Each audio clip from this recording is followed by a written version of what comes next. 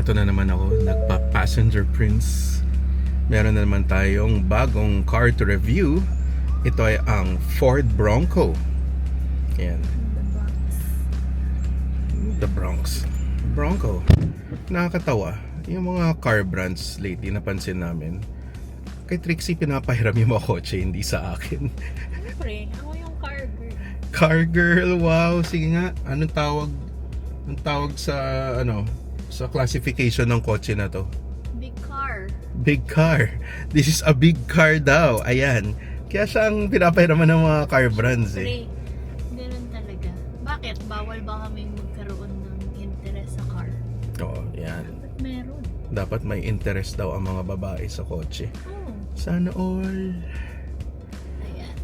Mag-ikot kami sa village namin kasi funny enough, tong village namin ay may mga Hills. may mga hills and mountains We're and alive. basta mataas dito. Sobrang taas dito actually. Hindi ko sasabihin saan yung village kasi security concern yan. Pero kung gusto nyo malaman, PM nyo ako. So kailangan friends tayo. Para sabihin mo din sa kanila Na ano? kung saan tayo. Sabihin ko? Wag. Hindi ko sabihin. Basta kung friends tayo, alam niyo naman kung saan ako nakatira.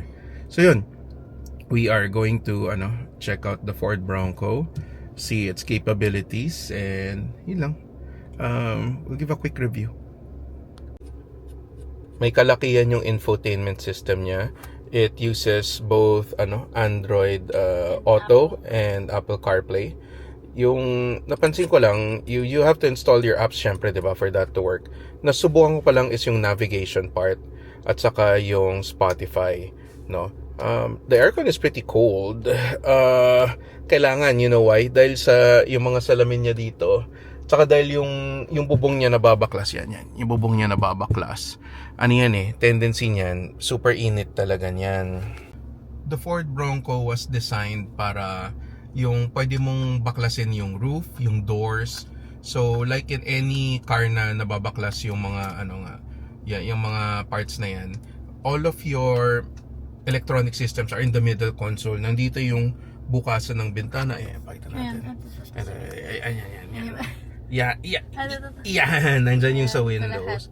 Yan, yung bukasan ng Windows. Tapos, ito nga, yung roof, nababaklas yan. Kasi kung gusto nyo rugged feel, outdoorsy feel, yun. Okay din siya actually na nandito sa gitna kasi kapag, alam mo yung paminsan, ang problem kasi kapag yung mga bukasan tas hindi mo na-activate yung kunwari child lock feature. Pag napindot, biglang bababa, tas pag umuulan or something.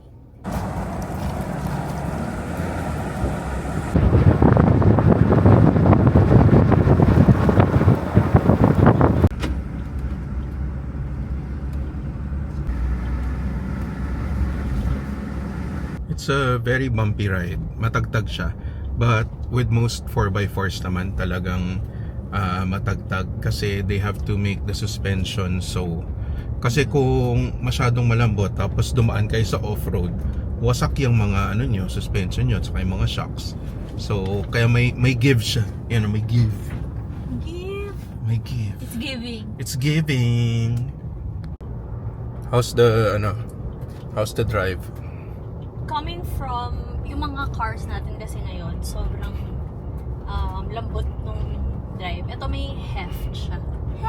Heft? Pero ako kasi, di ba dati, we used to drive a big car also.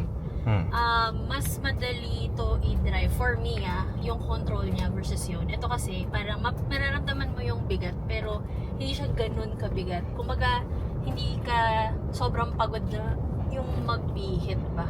Konti lang, nararamdaman mo na okay, nagtuturn na siya left or right. You don't have to pull the weight too much to the left or to the right para actually pumunta dun yung gulong.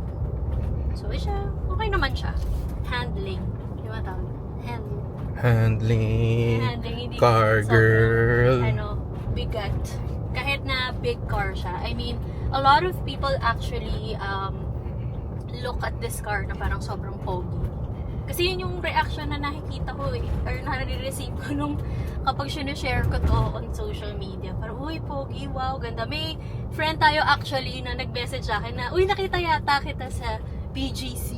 driving the Bronco. Sabi Kala ko okay lang. bumili na kaagad siya dahil nakita niya yung post mo. Hindi, sana, bumili na agad.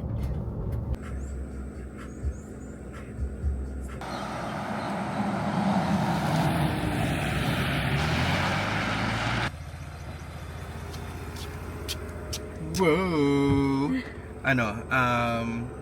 Okay siya. I think kaya siya tinatawag na Bronco kasi parang siyang nagbabak like a Bronco. Pagka ginas mo, wow, Paano? ganun eh. Paano? It's bucking like a Bronco. Yeah, mga kanjut. May kajut car pala. Oo eh. So, it's very nice. Very nice. Very nice. Ramdam mo yung horsepower niya. It's not a pun or anything, yung horsepower. Kaya pala may horse doon. Because it's a Bronco. Ano ba yan? Yeah.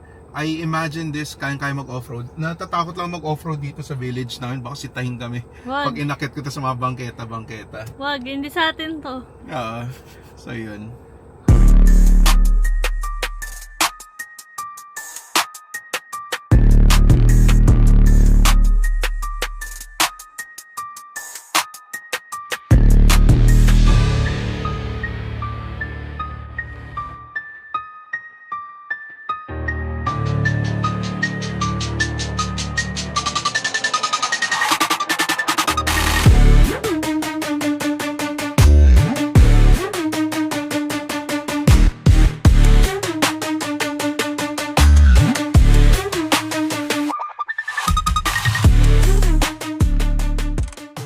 By the way, ang ganda ng sound system niya, guys. As in, nagulat ako, nilakasan ko, no? Bumabayo. Tingin na. Sample. Ganyan. Lakasan mo. Ganyan. Ay, lakasan ko. Pag to na sensor ng Oh. Oh, tama na. Oh. May limit yan. Baka mamaya magalit si YouTube.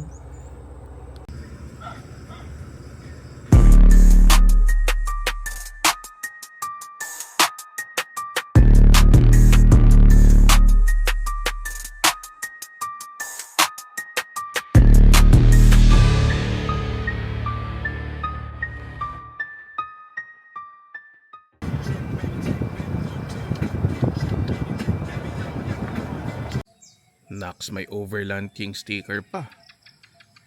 Guys, so madalas ang tanong sa akin ng friends ko, kasya ba ang golf clubs? Eto, buksan natin, pakita natin.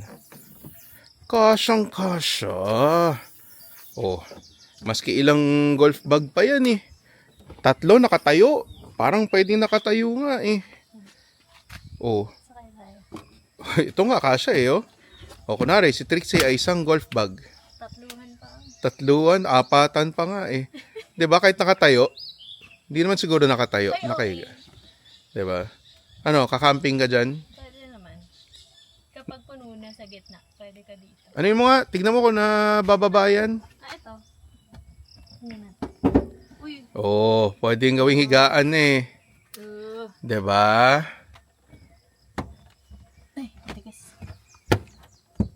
Yun. Pwedeng flat. Oh, alisin mo lang yung headrest. Alisin mo lang yan. Alisin mo yung headrest. Flat ano siya, oh. Kayang i-flat mismo, wala siyang uka. So, pang camping, kunwari gusto nyo lagyan ng mattress or whatever. 'Di ba? Galing. Pwede pala matulog dito. So guys, the Ford Bronco, if you have the budget, of course, highly recommended, no? May kamahalan siya.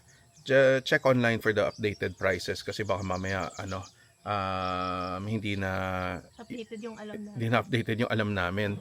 It's a macho car. It's a muscle car. It's a muscle, hindi ito muscle car.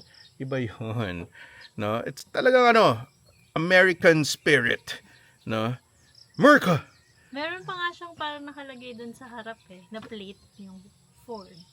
Built tough, ganun. Parang ganun na siya. So yun lang guys. Ford, thank you for lending the B-side itong Ford Bronco. Guys, hindi lang ito ang re-review namin for Ford. Meron pa kaming ibang mga models na stay tuned kung anong mga Ford models pa yung ite-test drive namin para sa inyo. Ranges from yung entry level to the SUVs, even to the performance cars nila. So stay tuned. Till our next episode. Bye!